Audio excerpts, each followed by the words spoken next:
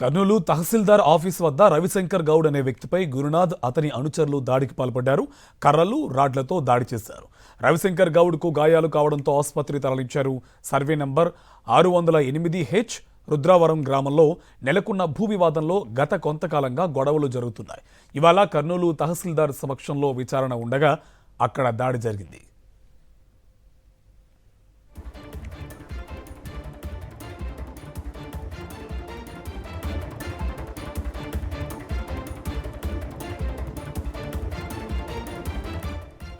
కర్నూలు తహసీల్దార్ office వద్ద రవిశంకర్ గౌడ్ అనే వ్యక్తిపై గురునాథ్ అతని అనుచరులు దాడికి పాల్పడ్డారు. కర్రలు, రాడ్లతో దాడి చేశారు.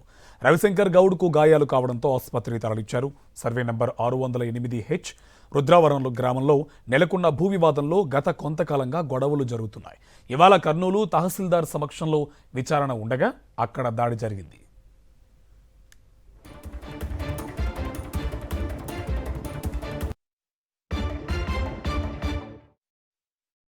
ఈరోజు సాధు చిన్న అలిగేషన్ నుండి ఈరోజు నోటీసులు ఇచ్చినాడు సార్.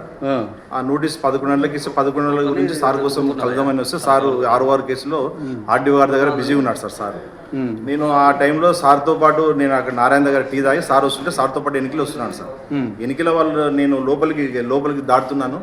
ఆ లోపల వాళ్ళు రాడ్డుతో కింద కాలుతో దాన్ని రాడ్డుతో 2 రాడ్లు సార్ తల మీద అంతా చాలా గాయాలు చేసి తల పగిలిపోయింది సార్.